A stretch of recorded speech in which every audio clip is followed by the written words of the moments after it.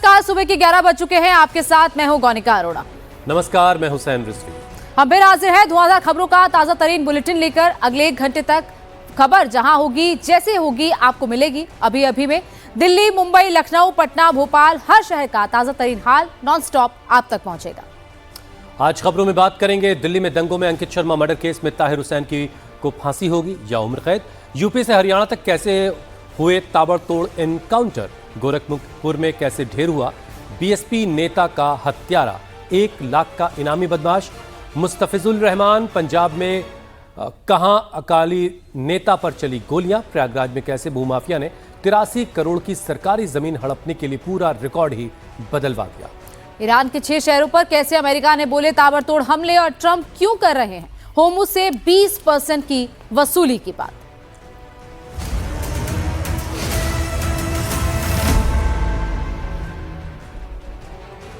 योगी के राज में माफिया यमराज से परेशान है। माफिया कोई भी हो, गुंडा कोई भी हो, माफिया कितना भी शातिर हो, योगी की पुलिस उसका हिसाब कर ही देती है। गोरखपुर से भी ऐसी ही तस्वीरें सामने आई। इस वक्त की बड़ी खबर आपको बता दें, माफिया मुख्तार अंसारी गैंग के शूटर को गोरखपुर में ढेर कर दिया गया है। मुस्तफिजुल रहमान नाम का 1 लाख का इनामी बदमाश का यूपी एसटीएफ और पुलिस ने एनकाउंटर कर दिया। मुस्तफिजुल बीएसपी नेता कमालुद्दीन हत्याकांड का मुख्य आरोपी था। यूपी और महाराष्ट्र में उस पर 10 से ज्यादा मुकदमे दर्ज थे। वो ट्रेन से भागने की फिराक में था, तभी खोराबार थाना इलाके में पुलिस और एसटीएफ की टीम ने उसको घेर लिया।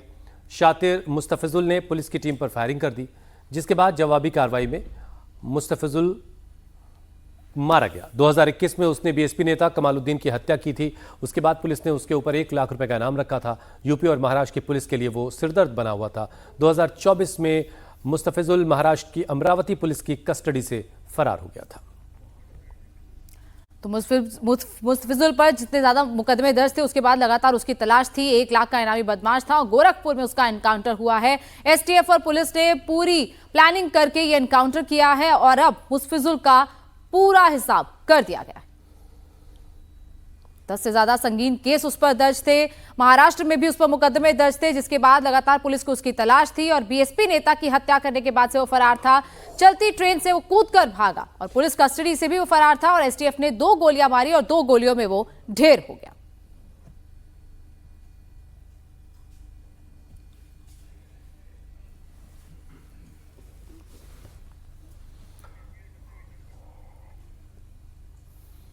हमारे सहयोगी विशाल प्रताप सिंह इस पर और ज्यादा अपडेट के साथ हमारे साथ जुड़े हैं। विशाल, ये एनकाउंटर कैसे मुमकिन हुआ, डिटेल बताइए।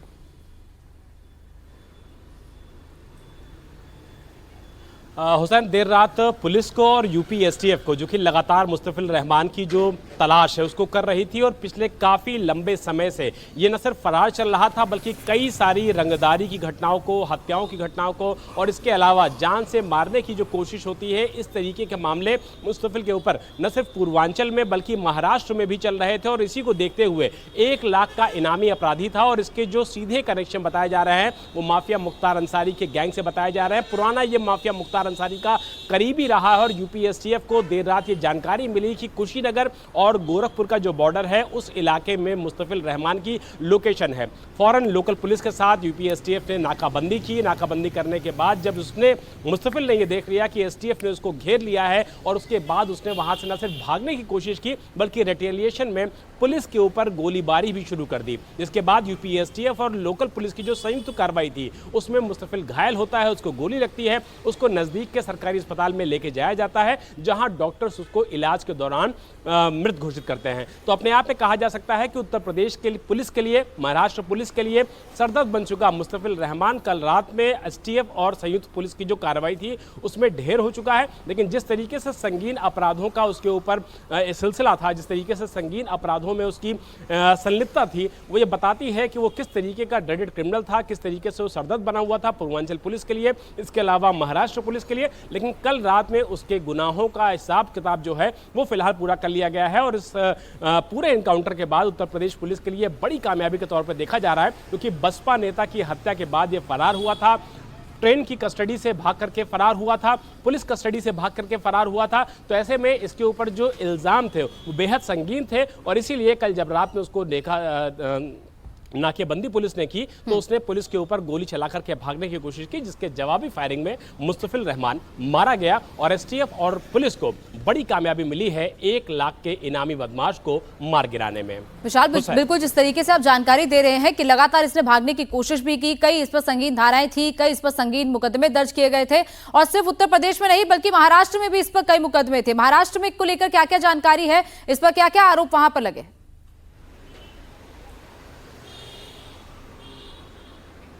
देखिए, हमारी जो जानकारी है उसके मुताबिक महाराष्ट्र में भी ये कई सारे जो वहाँ के लोकल गिरोह हैं उनके साथ मिलकर के आपराधिक वारदातों को अंजाम दे रहा था।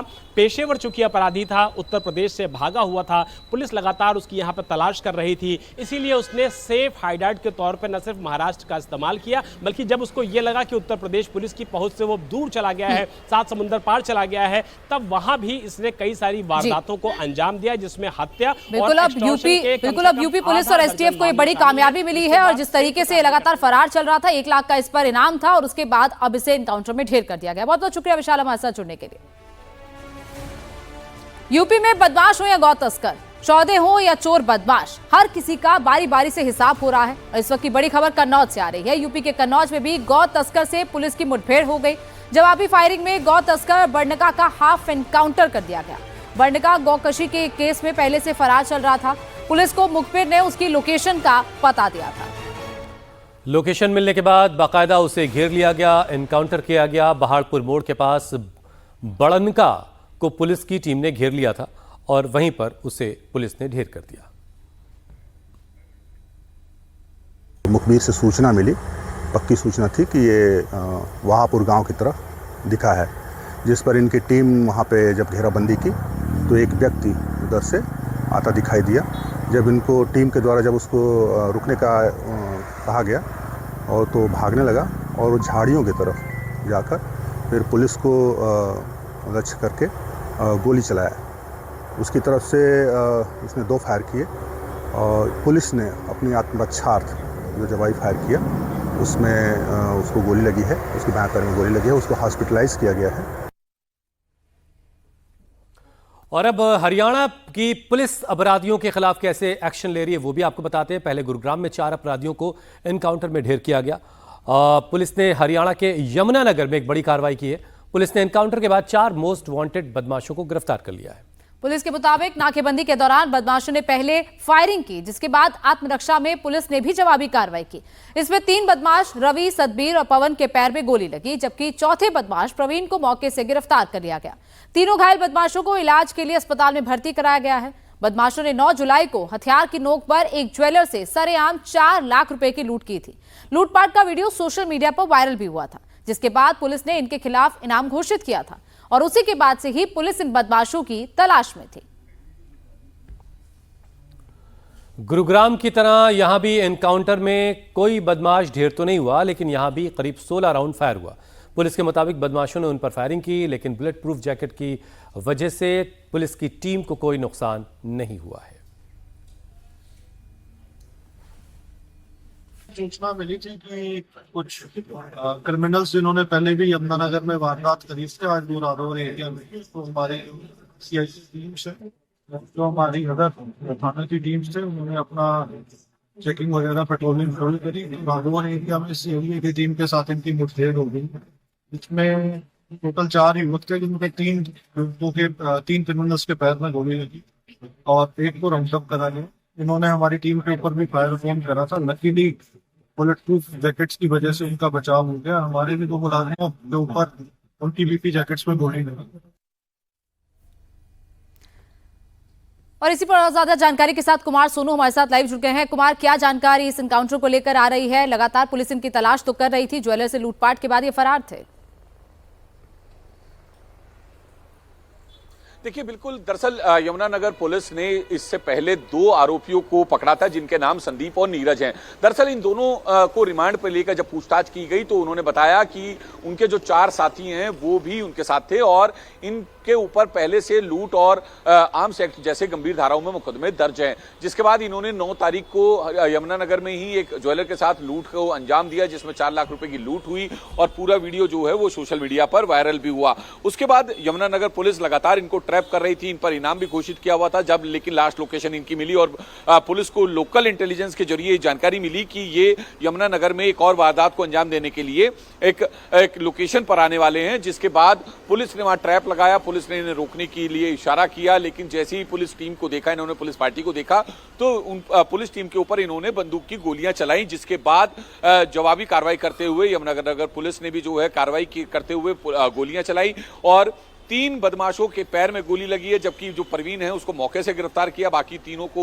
अस्पताल में एडमिट कराया गया और उसके बाद वहां से उनकी गिरफ्तारी हुई है। आपको बता दें दोनों तरफ से तकरीबन 15 से ज्यादा गोलियां चली हैं और आपको बताएं कि पुलिस कर्मियों की बुलेट प्रूफ जैकेट पर भी जो है बदमाशों की गोली लगी है। लेकिन राहत की बात, गनीमत की बात यह रही कि कोई पुलिसकर्मी इस पूरी एनकाउंटर में घायल नहीं हुआ है। लेकिन यमुनानगर पुलिस के लिए एक बड़ी कामयाबी है कि 9 तारीख को जिस तरीके से यमुनानगर में सरेआम एक ज्वेलर से लूट को अंजाम दिया जाता है और उसके महज 3 से 4 दिन बाद जो है ये पूरा एनकाउंटर कंडक्ट किया जाता है और जो आरोपी हैं उन्हें पकड़ लेती है पुलिस। जी बिल्कुल सोनू, जिस तरीके से पुलिस को एक कामयाबी मिली है और लगातार पुलिस इनकी खोज तो कर ही रही थी और जिस तरीके से ट्रेस करके इनको यमुनानगर में पकड़ा गया, इनका एनकाउंटर हुआ है, ऐसे में अब पुलिस इस पूरे मामले में आगे की जांच भी कर रही है। बहुत बहुत शुक्रिया सोनू हमारे साथ जुड़ने के लिए।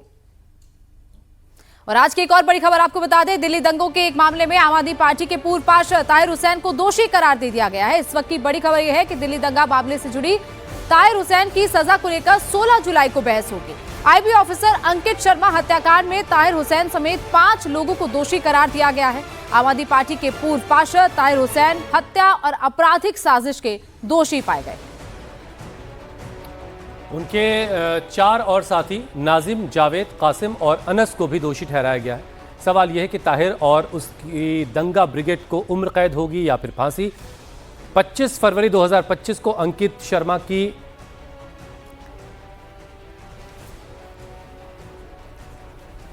दिल्ली दंगों में अंकित शर्मा की हत्या कर दी गई थी। अगले दिन 26 फरवरी को उनका शव जो है एक नाले में मिला था और इस मामले में पूर्व पार्षद ताहिर हुसैन समेत 11 आरोपी बनाए गए थे, जिनमें से 5 को दोषी करार दिया अदालत ने, जबकि 6 लोगों को सबूतों के अभाव में बरी कर दिया गया। फैसला आने के बाद इस पर अब सियासत भी तेज हो गई है। कल जब ताहिर हुसैन को दोषी ठहराया गया तब वो कोर्ट में रोने लगा। बाहर निकलते वक्त उसने कहा कि मेरे साथ अन्याय हुआ है, मुझे इंसाफ नहीं मिला। दिल्ली दंगों को लेकर लगातार ताहिर हुसैन हमेशा से विवादों के घेरे में रहा। पुलिस ने उसे पकड़ा, उसके बाद से लगातार उस पर मुकदमा चल रहा था। इसके साथ साथ उसके साथ कई लोगों पर मुकदमा दर्ज हुआ था। अंकित शर्मा आईबी ऑफिसर की हत्या के मामले में अब ताहिर हुसैन को दोषी पाया गया है और अब यह फैसला होगा कि ताहिर हुसैन को उम्र कैद होगी या फिर फांसी।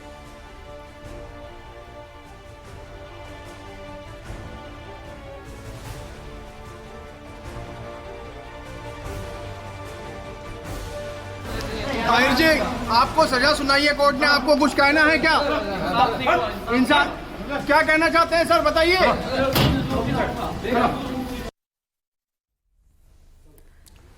ताहिर एंड ब्रिगेड का हिसाब हो चुका है। 2020 के गुनाह की सजा 2026 में हुई। समझिए ये केस क्या था। 2020 के फरवरी महीने में दिल्ली में CAA के खिलाफ दंगा भड़का। इसी दौरान 25 फरवरी को IB ऑफिसर अंकित की हत्या कर दी गई। नॉर्थ ईस्ट दिल्ली के चांदबाग इलाके में अंकित की हत्या हुई थी और अगले दिन उनका शव एक नाले से बरामद हुआ था।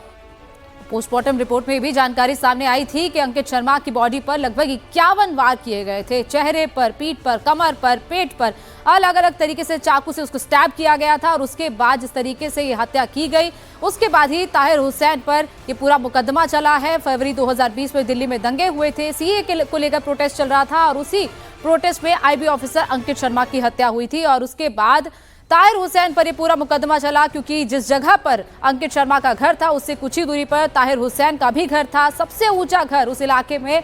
और ताहिर हुसैन के छत से जिस तरीके से पत्थरबाजी की गई थी और इसके साथ साथ ताहिर हुसैन के घर से काफी तरह का आपत्तिजनक सामग्री भी बरामद हुई थी। अब इस मामले में सियासत भी हो रही है। कांग्रेस सांसद इमरान मसूद ने कहा कि ताहिर अगर कपिल होता तो जेल के बाहर होता। इनके लिए एविडेंस सारे इकट्ठे हो गए, जबकि वो ताहिर पुलिस वालों के साथ घूम रहा था दंगा कंट्रोल कराने के लिए और कपिल कहाँ घूम रहा था दंगा कराने के लिए। कपिल बाहर है और ताहिर अंदर है, बस यही तो फर्क हो रहा है। कोर्ट के अंदर एविडेंस जो आप देंगे वही तो आएगा ना। कोर्ट अपनी तरफ से क्या करेगा? कोर्ट में आपने जो एविडेंस दिए होंगे उन्हीं को देखा होगा कोर्ट ने, और अभी तो कोर्ट के ऊपर कोर्ट है, तो तब देखेंगे। मैं तो जो चीज़ें मुझे दिखाई दी, जो सुनाई दी, जो मैंने दिल्ली के अंदर महसूस की, वो आपको बताई। इधर ताहिर को दोषी ठहराए जाने के बाद दिल्ली के मंत्री कपिल मिश्रा ने कहा कि आम आदमी पार्टी का खूनी चेहरा सबके सामने आ गया है।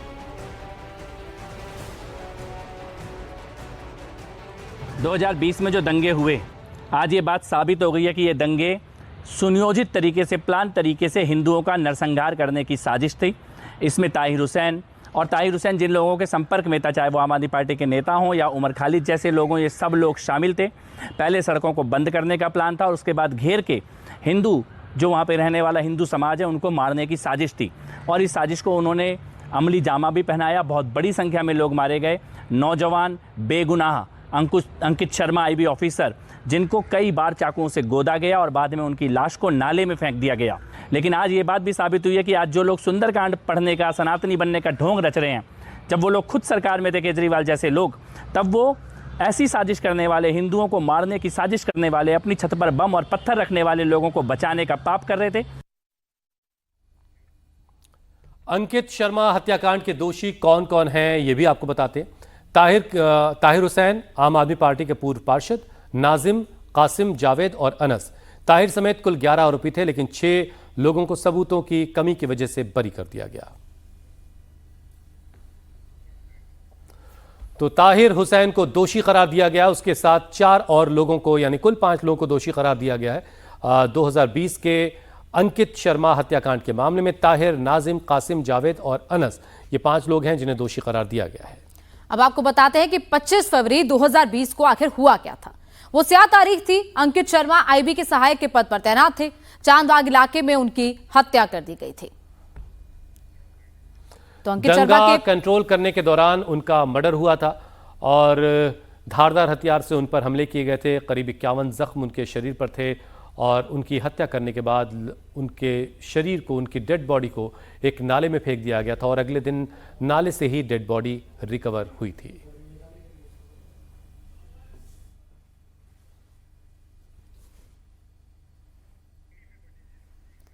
वहीं इस पूरे मामले में जॉइंट CP क्राइम का क्या कहना है, आइए आपको सुनाते हैं। इनको हत्या के मामले में 302 में, 365 में और IPC के अन्य विभिन्न धाराएं जो राइट की हैं, दंगा फैलाने की हैं, आगजनी करने की हैं, मारपीट करने की हैं, उन धाराओं के तहत इनको दोषी पाया गया है। आम आदमी पार्टी के जो पार्षद हैं ताहिर हुसैन, उनको भी हत्या में और किडनैपिंग अबडक्शन जो है 365 की जो धारा है उसमें दोषी पाया गया है। अब हम कोर्ट में आगे भी पैरवी करेंगे ताकि इनको ज्यादा से ज्यादा सजा दिलवाई जा सके। ये केस हमारे लिए प्रायोरिटी का एक केस रहा है अभी तक। और इसी पर और ज्यादा जानकारी के साथ अतुल भाटिया हमारे साथ लाइव जुड़ गए हैं। अतुल, क्या जानकारी है? 16 तारीख को अब बहस होगी, फांसी या उम्र कैद की ये मांग की जाएगी परिवार की तरफ से, क्या जानकारी इस पर, इसको लेकर? और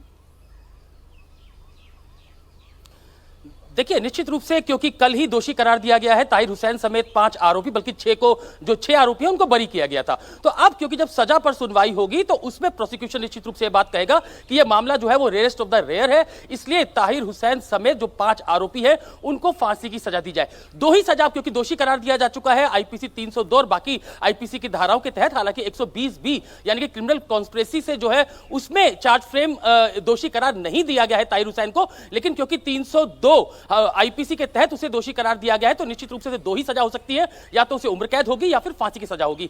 वहीं जो ताहिर हुसैन की तरफ से जो पक्ष रखा जाएगा, तो अब यही पक्ष रखा जाएगा कि उनकी उम्र काफी ज्यादा है और उनको जो है उम्र कैद की सजा दी जाए, फांसी की सजा नहीं दी जाए। लेकिन प्रोसिक्यूशन, क्योंकि कल भी हमने देखा था कि दिल्ली पुलिस कमिश्नर सतीश गोलचा, जो कि उस समय 2020 के अंदर स्पेशल कमिश्नर थे, उनकी तरफ से भी एक बयान आया था कि इस पूरे मामले की प्रोफेशनल इन्वेस्टिगेशन की गई और यही कारण है कि अब ताहिर हुसैन समेत 5 आरोपियों को दोषी करार दिया गया है। तो अब जब कोर्ट के अंदर इस पूरे मामले पर सजा पर सुनवाई होगी तो प्रोसिक्यूशन निश्चित रूप से यह बात कहेगा कि यह मामला रेयर है, इसलिए उसे फांसी की सजा दी जाए। तो अब पूरी नजर इसी बात के ऊपर है, क्योंकि दोषी करार ताहिर हुसैन समेत 5 आरोपियों को दिया जा चुका है। कल हमने देखा कि कोर्ट में किस तरीके से वो रोने लगा था जब उसको दोषी करार दिया गया था। तो जब उसे सजा सुनाई जाएगी, हालांकि पहले सजा पर जो है वो पूरी बहस होगी, दोनों तरफ से बहस होगी, जिसमें प्रोसिक्यूशन और जो बचाव पक्ष है वो अपनी अपनी दलीलें रखेंगे और उसके बाद ऑर्डर रिजर्व करने के बाद इसके ऊपर कड़कड़ुआ कोर्ट जो है वो अपना फैसला सुनाएगी। तो मान के चलिए कि अभी 10 से 15 दिन और इस पूरे मामले के अंदर अंदर लग सकते हैं जब ताहिर हुसैन समेत 5 तो आरोपी प्रोसिक्यूशन और डिफेंस की जिरह के बाद अब ये तय होगा कि क्या सजा होगी, क्या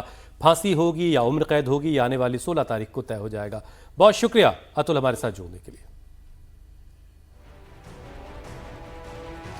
और अभी तक आपने जालसाजों के सरकारी जमीन पर कब्जा करने और उसे बेचने की खबरें सुनी है, लेकिन प्रयागराज से एक हैरान करने वाला मामला सामने आया। यहां जालसाजों ने पूरा पहाड़ी बेच डाला है। प्रयागराज में भूमाफियाओं ने एक बड़ा खेल किया। यहां पर राजस्व रिकॉर्ड में पहाड़ के तौर पर दर्ज करोड़ों रुपए की 83 बीघा सरकारी जमीन को फर्जी तरीके से अपने नाम ट्रांसफर किया, फिर इसे बेचकर करोड़ों रुपए के वारे न्यारे किए। मामला सामने आने के बाद हड़कंप मच गया। लेखपाल की शिकायत के बाद एक निजी कंपनी के निदेशक समेत 19 लोगों के खिलाफ एफआईआर दर्ज की गई। प्रशासन ने जांच के बाद जमीन खरीद को निरस्त कर वापस सरकारी खाते में डाल दिया। आरोपियों में पूर्व खाताधारक, जमीन के खरीदार और एक निजी कंपनी शामिल। प्रयागराज के लालापुर थाना क्षेत्र इलाके में यह सरकारी पहाड़ी भूमि है। यहाँ पर प्रशासन को अवैध रूप से प्लॉटिंग किए जाने की शिकायत मिली थी और इसके बाद उप जिलाधिकारी के निर्देश पर राजस्व विभाग की टीम ने मौके पर पहुंचकर जांच की। इस दौरान पाया गया कि सार्वजनिक उपयोग के लिए दर्ज सरकारी पहाड़ की भूमि पर अवैध रूप से कब्जा करके प्लॉट काटे जा रहे थे। इसके बाद लेखपाल ने लालपुर थाने में एफआईआर दर्ज करवाई है और कार्रवाई आगे जारी है। संबंधी अनियमितताओं के 2 बड़े मामलों में राजस्व विभाग की जांच के बाद उप जिलाधिकारी 12 प्रयागराज के आदेश के क्रम में पुलिस द्वारा सार्वजनिक पहाड़ की भूमि के राजस्व अभिलेखों में हेराफेरी करने एवं भूमधरी जमीन पर फर्जीवाड़ा और कब्जा करके प्लॉटिंग कर बेच रहे AK ड्रीम के कंपनी के डायरेक्टर हिमांशु कुशवाहा सहित 19 अन्य सहयोगियों के विरुद्ध थाना लालापुर में मुकदमा अपराध संख्या 70/26 एवं थाना शंकरगढ़ में मुकदमा अपराध संख्या 41। विशाल प्रताप इस पर और ज्यादा बातचीत के लिए हमारे साथ जुड़ चुके हैं। विशाल, पूरा का पूरा सरकारी पहाड़ पहले निजी तौर पर ट्रांसफर किया गया, फिर बेच दिया गया, उस पर प्लॉटिंग हो रही थी, इसकी भनक कैसे लगी?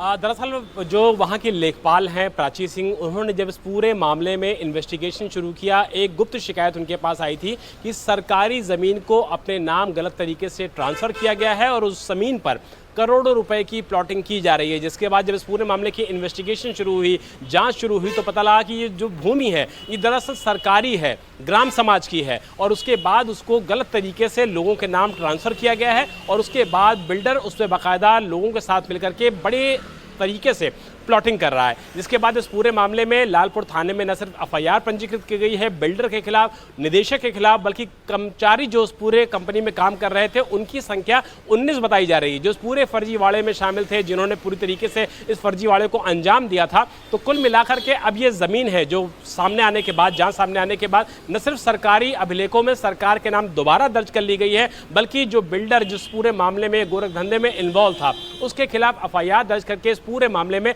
आगे की जांच की जा रही है। और सरकार का और जो प्रशासन है उसका ये कहना है कि जो जो पैसे इस पूरे मामले में लोगों से लिए गए हैं, न सिर्फ उनको वो पैसे वापस कराए जाएंगे, बल्कि इस पूरे मामले में अच्छी बात तो ये है इसमें विशाल की वक्त रहते ये सारा खेल खुल गया, वरना प्लॉटिंग के बाद लोग अपने मकानात बना लेते और उसके बाद बात खुलती तो लोगों की जो जमा पूंजी है वो सारी की सारी जाया होती। बहुत शुक्रिया विशाल हमारे साथ जुड़ने के लिए। और अब खबर पंजाब से, जहां मानसा जिले में अकाली दल नेता दलवीर सिंह उर्फ काला जवंदा पर हमला हुआ है। ये वारदात मनसा के बरेटा इलाके में। अज्ञात हमलावर ने अकाली दल के पूर्व जिला पार्षद सदस्य दलवीर सिंह पर उस वक्त फायरिंग की जब वो दुकान से अपने गांव लौट रहे थे। गोली उनके पेट में लगी। गंभीर रूप से घायल दलवीर सिंह को सिविल अस्पताल में भर्ती कराया गया, लेकिन उनकी हालत को देखते हुए इलाज के लिए आगे रेफर कर दिया गया। पुलिस ने मामला दर्ज कर सीसीटीवी फुटेज खंगालने शुरू कर दिए हैं और हमलावर की तलाश जारी है।